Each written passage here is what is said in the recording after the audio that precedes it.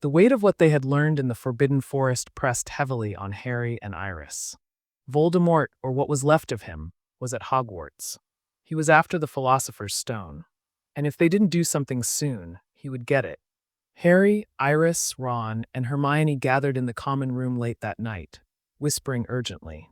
"We have to tell Dumbledore," Hermione insisted. Harry shook his head. "We don't have proof. Just what the centaur told us." "But it makes sense," Iris argued.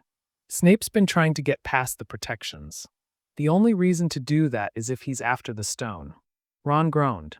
"Why can't anything normal ever happen at this school? What do we do?" Iris asked. Silence. No one had an answer. Then Hermione gasped. "The library. I know where to find out what's guarding the stone." It was late, but they had no choice. They hurried to the library, sticking to the shadows. The restricted section was off limits, but Hermione had her ways. She flipped through books, scanning pages. "There," she whispered. "The Last Enchantment. It's a wizard's chess game. That must be McGonagall's protection." "That explains the giant chess set," Ron muttered. But before they could celebrate their discovery, something worse happened. "Well, well, well," a voice sneered from the darkness. It was Snape. Iris froze. Their hearts pounded. "You shouldn't be out of bed," he said, stepping closer. His eyes gleamed dangerously. "That will be another detention." Panic surged through them.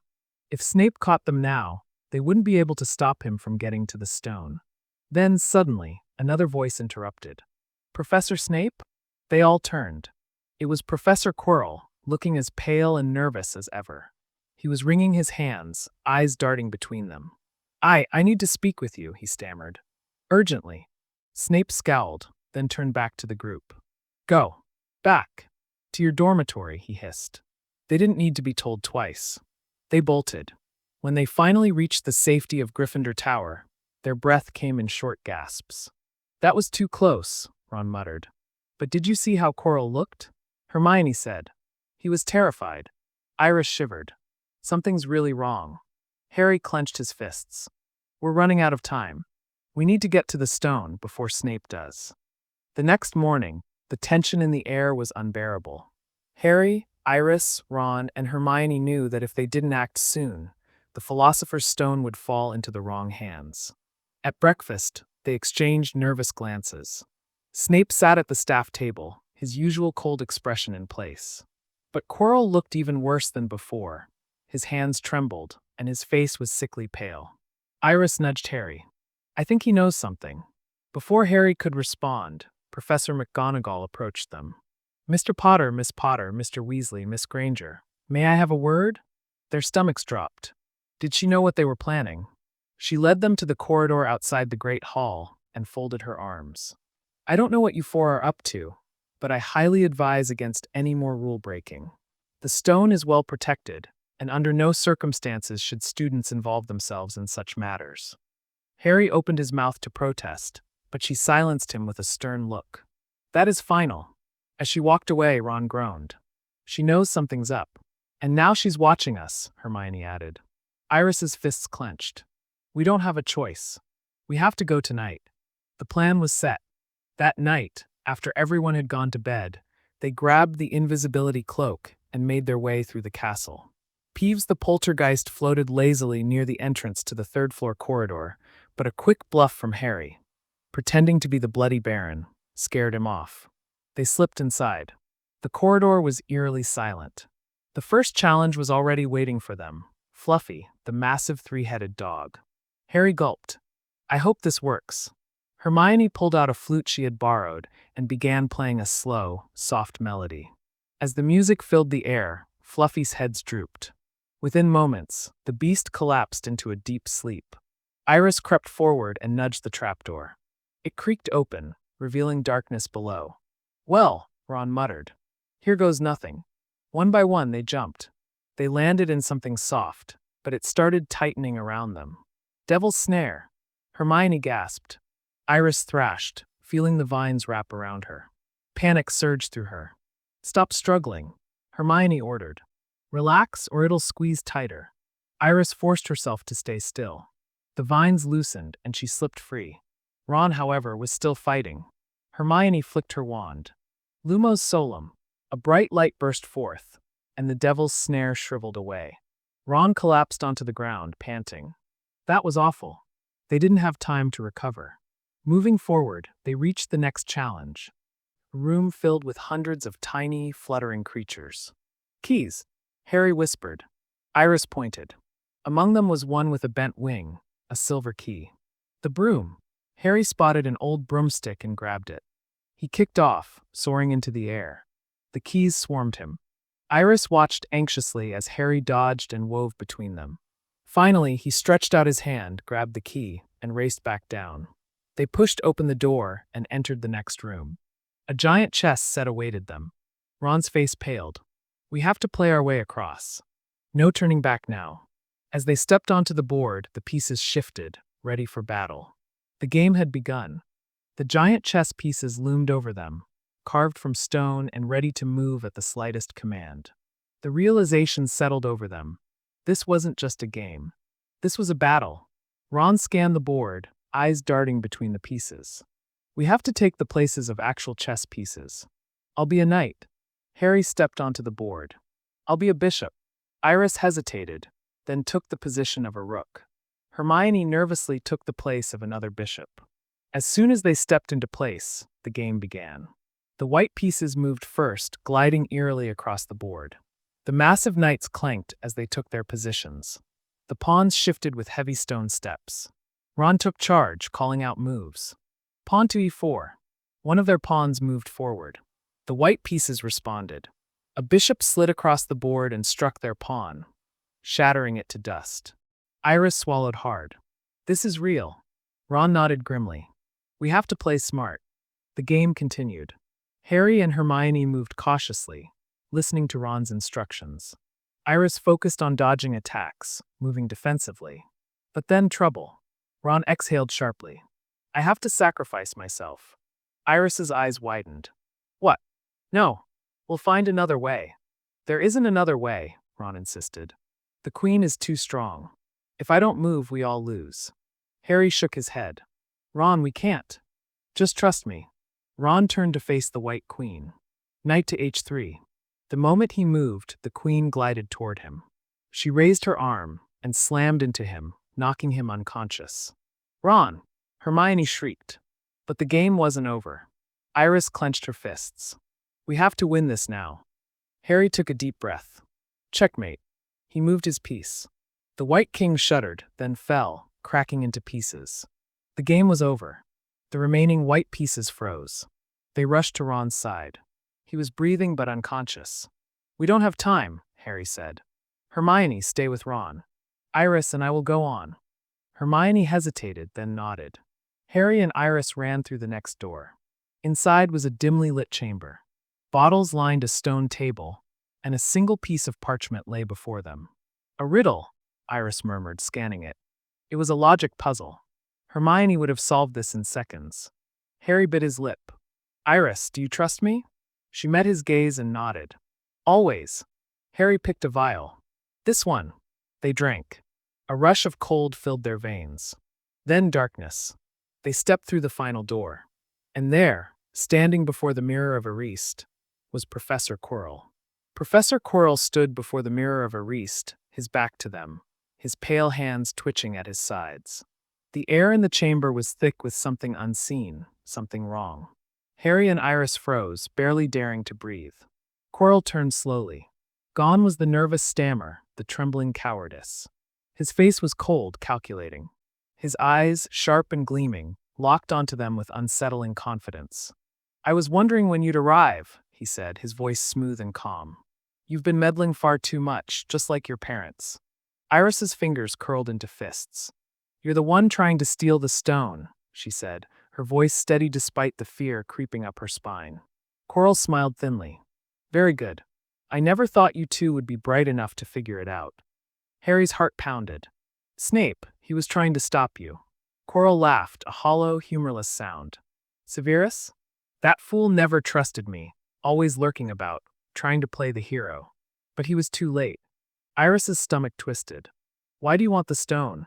You're working for him, aren't you? Quirrell's expression darkened. I serve a greater purpose than you could ever understand. He gestured toward the mirror. The stone is here, but I cannot reach it. The mirror shows only what one desires most. Harry swallowed hard. The mirror, he knew how it worked. Quirrell's hands clenched. Tell me, what do you see? Iris stepped closer to Harry, whispering, Harry, be careful. Harry forced himself to look into the mirror. His reflection stared back at him. And then suddenly, his reflection smirked and reached into its pocket. A small red stone appeared in Harry's real pocket. His breath caught in his throat. He had it. Quirrell's face twisted in frustration. What did you see? Harry hesitated. Lie, Iris hissed under her breath. Harry straightened. I see myself, winning the House Cup for Gryffindor. Quirrell's expression flickered with uncertainty. Liar. Then his body stiffened. His eyes widened as though he were listening to something. A whisper. A voice. Iris shivered.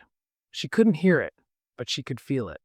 A sinister presence wrapped around the room like invisible smoke. Quirrell's lips parted, and when he spoke, it wasn't entirely his own voice anymore. It was something darker. Let me speak to them. Harry and Iris instinctively took a step back. Quirrell obeyed. He turned slowly, undoing the wrappings around his head. The fabric fell away, and on the back of his skull, a face. Twisted. Pale. Snake-like. Iris felt her blood turn to ice. Voldemort. Harry's breath hitched. Harry Potter, the voice rasped. And his sister. How interesting. Iris couldn't move. She couldn't breathe. Give me the stone, Voldemort whispered.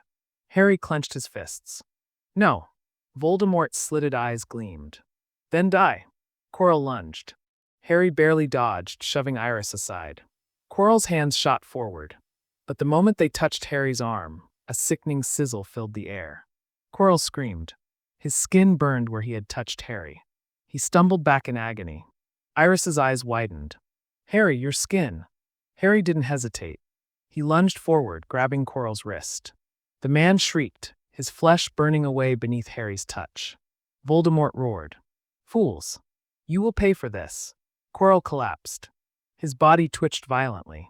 Voldemort's presence swelled, dark, furious. The world spun. The last thing Iris saw was Harry collapsing beside her. Then everything went black. A deafening silence filled the chamber. The air was thick with something dark, something unnatural. Iris's vision blurred, her head pounding as she tried to push herself up. Harry lay beside her, motionless. Her heart stopped. Harry! She scrambled to his side, shaking him. He groaned, his eyelids fluttering, and relief crashed over her like a wave. But then, a chill ran through the room. A shadow, formless and writhing, rose from Quirrell's lifeless body. It coiled in the air, a deep, unnatural blackness. The presence of it sent ice down her spine. Voldemort. The shadow twisted toward them. You think you have won? Iris couldn't move. Her body was frozen, paralyzed by fear. The voice slithered into her mind. You are different. I can feel it. Her breath hitched. Voldemort knew her. The darkness lunged. Iris flung herself over Harry, shielding him, but the shadow passed through her. A pain like fire exploded in her skull. 1,000 whispers filled her head, voices she didn't recognize, screaming, laughing, taunting. Then gone. The weight lifted. The shadow twisted in agony, swirling in on itself. With a final, ear-splitting screech, Voldemort's form was ripped from the room. It shot toward the wall, toward the ceiling. And then, nothing. Silence. Iris gasped, clutching her head. The pain had vanished, but something felt off. Like a piece of her had been touched by something it shouldn't have. Harry stirred. What happened? She turned to him, her heart still hammering. He's gone. Harry blinked, looking at Quirrell's body, then at her. Are you okay? She hesitated. I think so. But the truth was, she wasn't sure. A loud crack echoed from the distance. The ceiling trembled. The room was collapsing. Iris grabbed Harry's arm. We have to get out of here, now. He nodded, stumbling as they ran. The walls trembled, stone falling around them. They barely made it through the door when a blinding white light swallowed the chamber behind them. Then, darkness. When Iris woke again, she was in the hospital wing. The soft glow of lanterns flickered above her, the scent of healing potions filling the air. She turned her head and saw Harry in the bed beside her, already awake. He was staring at the ceiling. Before she could say anything, a familiar voice interrupted. Ah, I see you are both awake. Dumbledore. His kind, knowing eyes twinkled as he looked at them. You have done something very remarkable, my dear children. Iris sat up slowly. The stone, Dumbledore sighed. Destroyed. It will never be used again. Harry frowned. But Voldemort, he's still out there, isn't he? The headmaster's expression turned grave. Indeed. But you have set him back greatly. Iris swallowed. He spoke to me. Dumbledore's gaze sharpened. What did he say? Her fingers curled into the blanket. That I was different. A long silence stretched between them. Then Dumbledore smiled, though there was a sadness behind it. You are different, Iris. But that is not a bad thing. She wasn't sure why, but something about that answer unsettled her. Still, she didn't press. Not yet. Dumbledore patted her hand gently. For now, rest. You both have earned it. As he left, Iris turned to Harry. He was watching her carefully. You really okay? He asked. She exhaled, forcing a smile. Yeah, but deep inside, she couldn't shake the feeling that something had changed. And Voldemort. He knew. The days that followed felt like a strange dream. The hospital wing was quiet, but Iris couldn't shake the weight pressing on her chest. Something had changed in that chamber. She could feel it. Madame Pomfrey fussed over them constantly, scolding Harry when he tried to get out of bed too soon. Honestly, you'd think you two enjoy ending up here, she huffed, forcing them to drink yet another foul-tasting potion. Ron and Hermione visited the moment they were allowed, practically tackling Harry in excitement. You should have seen Snape's face when Dumbledore told everyone the stone was gone. Ron grinned. I thought he was going to explode. Honestly, Ron, that's not the important part, Hermione scolded. She turned to Iris, her expression softening. Are you okay? Iris hesitated. The truth was she didn't know. Ever since the encounter with Voldemort, something inside her felt off, like there was a shadow lingering just out of reach. But she forced a smile. Yeah, just tired. Hermione didn't look convinced, but thankfully, Ron changed the subject. Oh, and Malfoy got detention again, he said with a grin. Something about throwing a fit after Gryffindor won the House Cup. Harry laughed, and for the first time in days, things felt normal. But that normalcy didn't last. That night, Iris dreamed. She was back in the chamber, standing before the mirror of Ariste. The cold air wrapped around her like a snake, and when she turned, she wasn't alone. A shadow stood beside her. Not quite a person, not quite Voldemort, but something in between. You are different, the whisper came again, curling through her mind like smoke. I can feel it. You belong to something greater than you know. She wanted to run. She wanted to wake up, but she couldn't move.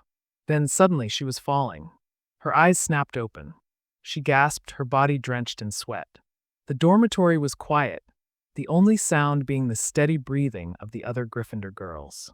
Iris pressed a hand to her chest, trying to steady her heartbeat. It was just a dream, but somehow she knew. It wasn't just a dream at all. Iris sat up in bed, her breath still uneven. The dream felt too real, like something had touched her mind. She shivered, wrapping her arms around herself. The dormitory was quiet, the moonlight casting long shadows across the walls. She didn't sleep again that night. At breakfast the next morning, she barely touched her food. Harry noticed. You okay? He asked, nudging her with his elbow. She forced a nod. Yeah, just tired. He didn't look convinced, but before he could press further, Professor McGonagall appeared, a sealed letter in her hand. Miss Potter, the headmaster would like a word with you. Harry and Ron exchanged a look, but Iris simply swallowed and nodded. The walk to Dumbledore's office felt heavier than it should have. Something told her this wasn't just about her recovery. When she stepped inside, the headmaster was already waiting, his eyes twinkling behind his half-moon glasses. Ah, Miss Potter, he said warmly. Please sit. Iris obeyed, feeling small under his gaze. Dumbledore leaned forward slightly.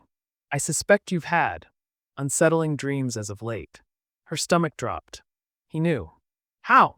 Dumbledore merely smiled. Magic leaves traces, Miss Potter. Some, more deeply than others. Iris clenched her hands in her lap. It wasn't just a dream, was it? A pause.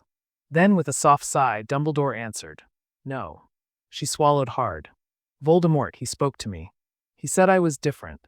Dumbledore's expression remained unreadable, but there was something in his eyes, something knowing. You are indeed different, he said, but not in the way he would have you believe. A knot twisted in her stomach. Then how? Dumbledore didn't answer immediately. Instead, he regarded her carefully, as if deciding how much to say.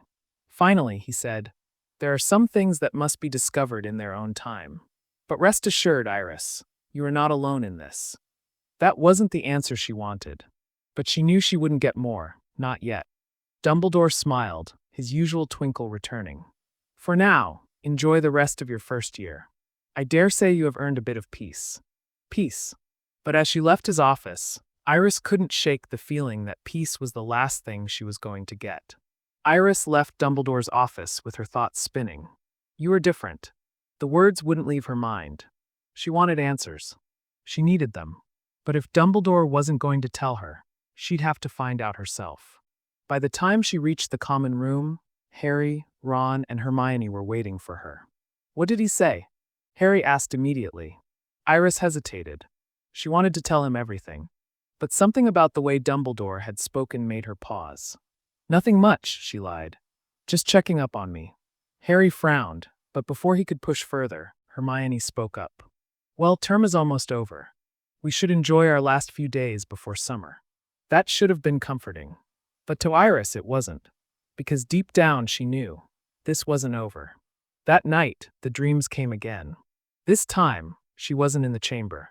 She was standing in an unfamiliar forest, the trees twisted and dark. Shadows slithered between them, and in the distance, a whisper called her name. Iris! She turned, heart pounding. A hooded figure stood at the edge of the clearing. Their face was hidden, but she could feel their presence, cold, ancient, watching. You are not ready. A chill ran down her spine. Who are you? The figure didn't answer. Instead, the shadows surged toward her. Iris jerked awake. Her breath came in short gasps. The dormitory was dark, silent, but her skin prickled, as if something unseen still lingered in the air. She sat up, pressing a hand to her chest. This wasn't just a dream. It was a warning. Iris sat in bed, heart pounding, the echoes of the dream still clawing at her mind. You are not ready. What did that mean? Who was the hooded figure? She wanted to believe it was just another nightmare, another remnant of her encounter with Voldemort. But deep down she knew better. The following morning, Harry was already waiting for her in the common room, arms crossed. All right, spill it. Iris blinked. What? You barely slept. You look like you've seen a ghost, and I know Dumbledore didn't just check up on you yesterday. So, what's going on? Ron and Hermione stood behind him, looking just as concerned. Iris hesitated. The weight of keeping it to herself was suffocating. So she told them. Everything. About the dreams. The whispers. The hooded figure. When she finished, Hermione looked troubled, Ron paled, and Harry's grip on the armrest of his chair tightened. That's not just a nightmare, Hermione said finally. That's something else. Something dark, Ron muttered. First you know who, now this? Harry looked at Iris. Why didn't you tell me sooner? I didn't want to worry you, she admitted. Harry's expression hardened. You're my sister, Iris. I want to know when something's wrong. A lump formed in her throat. She wasn't used to people looking out for her like this. What do we do? Ron asked. We find out who or what is behind these dreams, Hermione said. There has to be something in the library, something about dark visions or warnings. But before they could even start, the sound of wings filled the air. A black owl swooped through the open window, dropping a letter into Iris's lap before vanishing into the morning light. Iris stared at the envelope, her stomach twisting. It had no name, no seal. Just her name scrawled across the front. Harry shifted beside her. I don't like this. Iris swallowed hard and opened the letter. Only one sentence was written inside. The past is waking, and so are they. Be ready. Her fingers trembled. She had no idea who sent it, but she knew one thing for certain. This was only the beginning. Iris gripped the letter so tightly her knuckles turned white. The past is waking, and so are they. Be ready. Her stomach twisted. Who had sent this? And what did it mean? Ron leaned over her shoulder, reading it with a frown. Well, that's ominous. Harry snatched the letter from her hands, scanning the words with narrowed eyes. This isn't normal. Someone knows something. Someone's watching. Hermione, already deep in thought, whispered, "The past is waking." What past? No one had an answer, but the unspoken truth settled between them like a weight. This wasn't just a warning. It was a threat. The rest of the day passed in a blur. Iris couldn't focus in classes. Her mind kept replaying the letter over and over, her thoughts spiraling. By the time evening came, she had decided she wasn't going to just sit and wait. She needed answers. That night, after everyone had gone to bed, she crept out of the Gryffindor Tower, her heart pounding. The library was silent, moonlight casting eerie shadows across the bookshelves. The restricted section loomed before her. She hesitated. Then, a whisper. Her blood ran cold. Not a voice from a book. Not even a dream. A real whisper, curling through the air behind her. Iris Potter. She whirled around, but no one was there. The air felt wrong, thick with something unseen. Her pulse raced. Then she saw it. A shadow moving between the shelves. Not a person. Not human. Her breath hitched. For a split second, a hooded figure stood at the end of the aisle. No face. No features. Just watching. Then, gone. The silence was deafening. Iris took a shaky step backward, her hands trembling. She had come looking for answers. But something had found her first.